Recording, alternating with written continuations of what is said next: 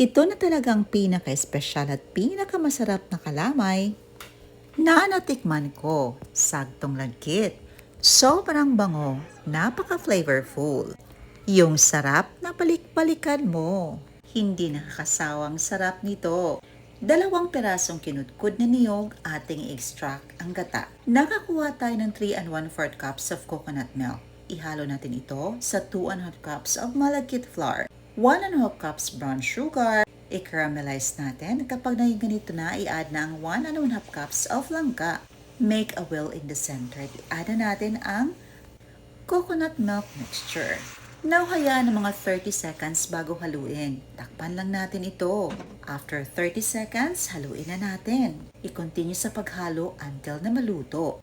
At maglangis na at maging makunat na ito pagkaraan ng mga ilang minuto. Nag-add tayo ng 1½ tablespoon of butter. I-continue lang sa paghalo. Sa puntong ito ang bango na talaga dahil sa langka na ating nilagay.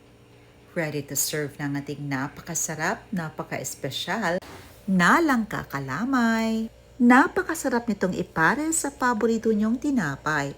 Take note, pwede itong pangbenta or pang merienda man ng buong pamilya. Let's try our special langka kalamay. Perfect talaga ang lagkit nito at saktong kunat. At take note, tatagal ito up to 3 days na hindi nakalagay sa refrigerator. Ang sarap talaga nitong ipares sa paborito niyong tinapay. Sobrang sarap talaga, yung hindi nakakasawa. Ayun lang po, salamat sa panonood. See you in my next vlog. God bless you all and stay safe everyone. Bye and enjoy!